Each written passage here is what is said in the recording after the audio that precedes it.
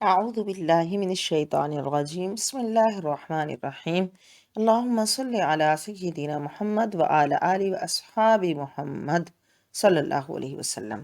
سیرت رسول عربی صلی اللہ علیہ وسلم، مصنف علامہ نور بخش توکلی علیہ الرحمہ، باب نمبر 6، آپ صلی اللہ علیہ وسلم کی شفقت و رحمت۔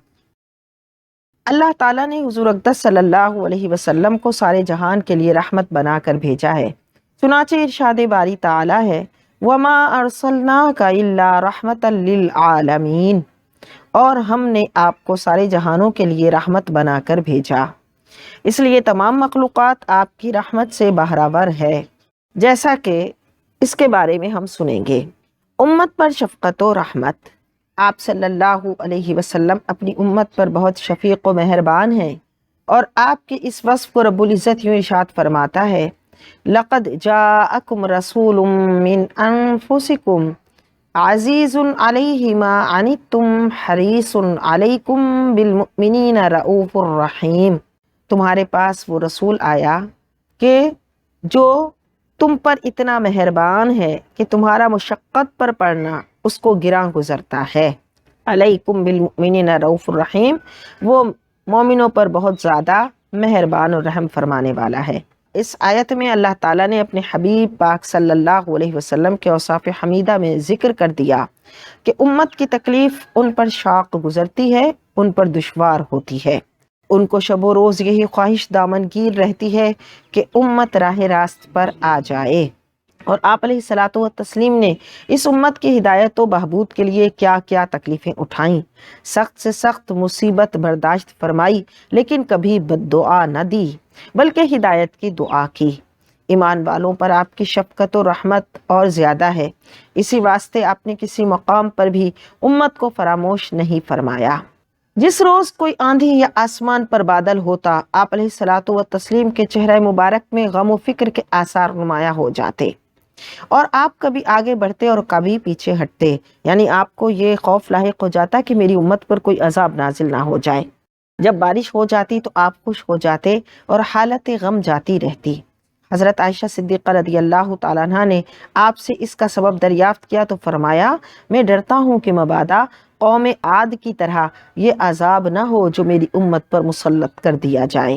حضرت عائشہ صدیقہ رضی اللہ تعالیٰ عنہ فرماتی ہیں کہ اللہ کے رسول صلی اللہ علیہ وسلم نے ارشاد فرمایا اللہم من ولی من امر امتی شیئا فشق علیہم فاشقق علیہ ومن ولی من امر امتی شیئا فرفق بہم فارفق بہ۔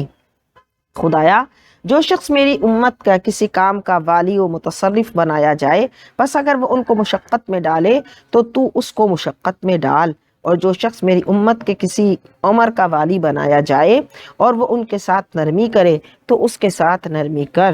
آپ صلی اللہ علیہ وسلم کو جہاد کا اس قدر شوق تھا کہ آپ چاہتے تھے کہ میں بار بار شہید ہو کر زندہ ہوتا رہوں، مگر چونکہ امت میں سے ہر ایک پر واجب تھا کہ جہاد میں آپ کے ساتھ نکلے، جیسا کہ آیت کریمہ میں ہے ما کان لأہل المدینۃ ومن حولهم من الاعراب ان یتخلفوا عن رسول اللہ ولا یرغبوا بانفسهم عن نفسہ۔ نہ چاہیے مدینہ کے رہنے والوں کو اور ان کے اعراب کو جو ان کے گرد ہیں کہ پیچھے رہ جائیں رسول خدا سے، اور نہ یہ کہ رسول کی جان سے اپنی جان کو زیادہ چاہیں۔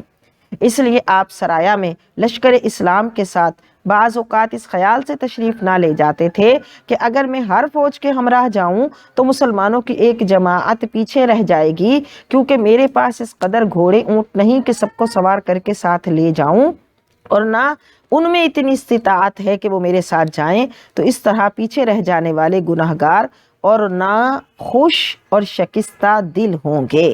تو ان شکستہ دلوں کو جوڑنے کے لیے مہربان نبی صلی اللہ علیہ وسلم یہ اہتمام فرماتے۔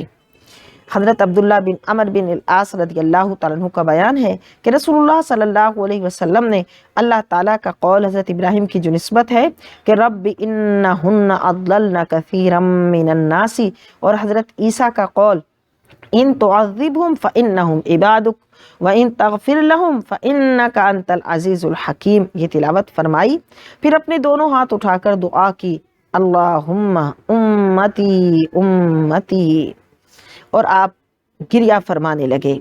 اللہ تعالیٰ نے حضرت جبرائیل کو حکم دیا محمد صلی اللہ علیہ وسلم کے پاس جاؤ، حالانکہ تیرا پروردگار خوب جانتا ہے، ان سے رونے کا سبب دریافت کرو۔ حضرت جبرائیل علیہ السلام حاضر خدمت ہوئے، رونے کا سبب پوچھا، آپ نے بتایا اللہ کو خوب معلوم ہے۔ اللہ نے حکم دیا اے جبرائیل محمد کے پاس جاؤ اور ان سے کہہ دو انا سنرضیک فی امتک ولا نسؤک، ہم آپ کو آپ کی امت کے بارے میں راضی کریں گے اور غمگین نہ کریں گے۔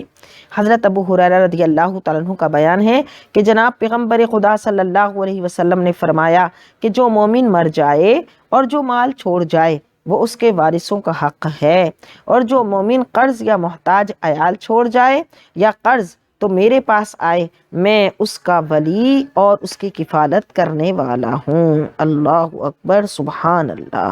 کہ آپ علیہ الصلوۃ والتسلیم اپنی امت پر کتنے شفیق و مہربان تھے۔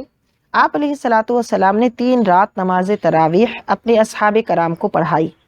چوتھی رات صحابہ کرام رضی اللہ تعالی عنہم بکثرت مسجد میں جمع ہوئے اور انتظار کرتے رہے، مگر آپ صلی اللہ علیہ وسلم تشریف نہ لائے۔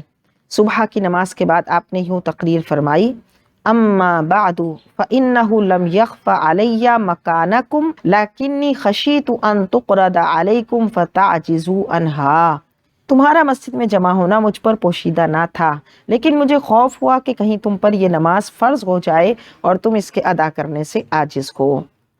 نماز تراویح کی طرح بعض اور افعال کو بھی آپ نے اس خوف سے ترک فرما دیا کہ کہیں امت پر فرض نہ ہو جائیں، جیسا کہ ہر نماز کے لیے مسواک کا ترک کرنا، تاخیر عشاء کا ترک کرنا اور صوم وصال سے منع فرمانا اسی قبیل سے ہیں۔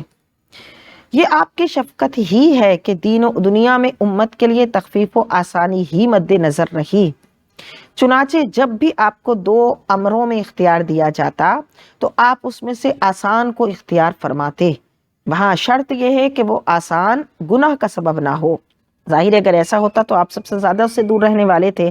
شب معراج میں پہلے 50 نمازیں فرض ہوئیں، بارگاہ رب العزت سے واپس آتے ہیں، آسمان ششم میں یعنی چھٹے آسمان پر حضرت موسیٰ علیہ السلام کے پاس سے گزرے۔ انہوں نے فرمایا کیا حکم ملا؟ آپ نے فرمایا ہر روز 50 نمازوں کا حکم ملا۔ حضرت موسیٰ نے عرض کی آپ کی امت 50 نمازیں نہ پڑھ سکے گی، آپ اپنی امت سے بوجھ ہلکا کرائیں۔ چنانچہ آپ بارگاہ رب العزت میں بار بار حاضر ہو کر تخفیف کراتے رہے، یہاں تک کہ 5 رہ گئیں اور آپ اس پر راضی ہو گئے۔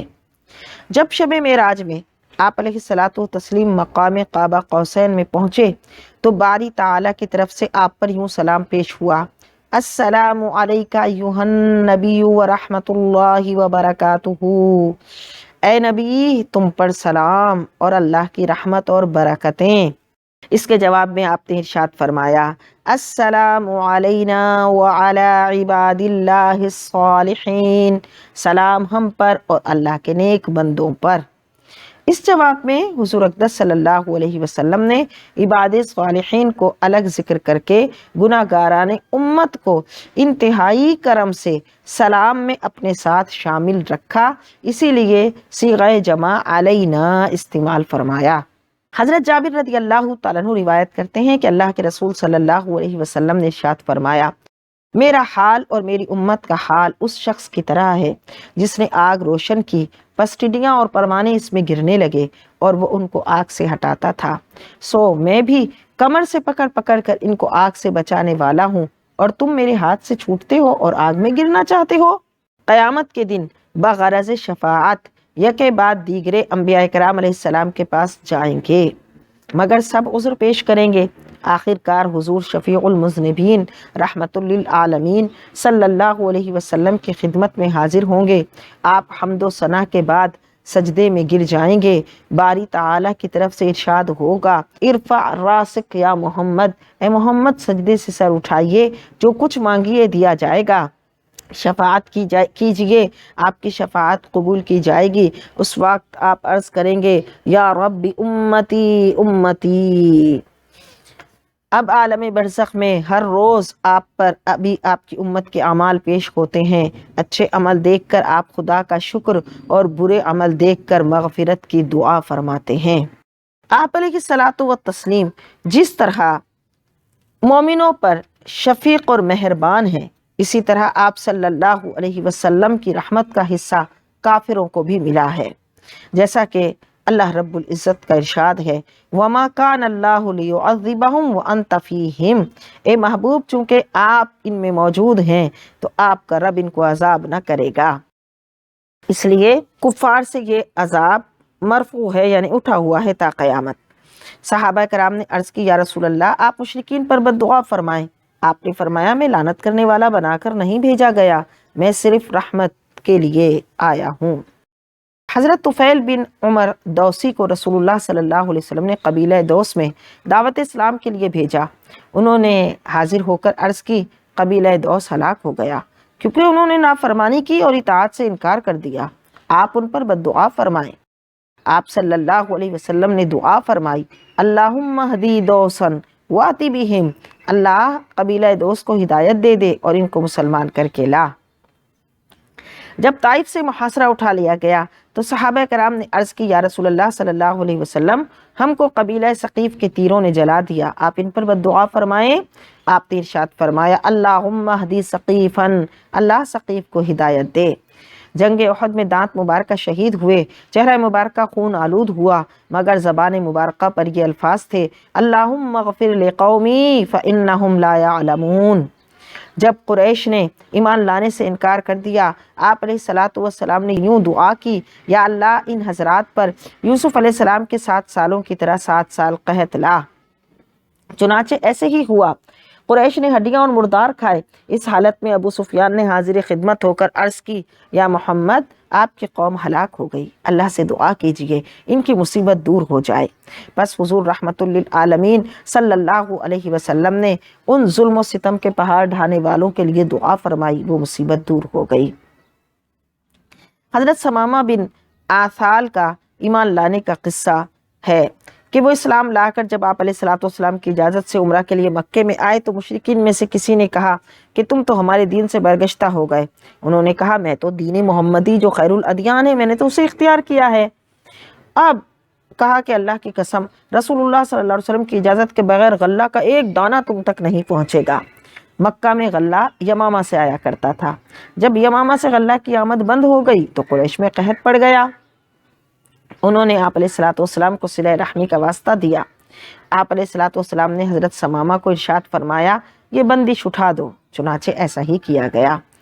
حضرت اسماء بنت ابی بکر رضی اللہ تعالیٰ عنہ بیان کرتی ہیں کہ آپ صلی اللہ علیہ وسلم کے عہد مبارکہ میں میری ماں میرے پاس آئی، اس وقت وہ ایمان نہ لائی تھیں۔ میں نے حضور سے دریافت کیا کہ وہ کچھ مانگتی ہے، کیا میں اسے دے دوں؟ آپ نے فرمایا نعم صلی امکی، ہاں تو اپنی ماں سے صلہ رحمی کر۔ آپ صلی اللہ علیہ وسلم کا سلوک منافقین کے ساتھ قابل غور ہے۔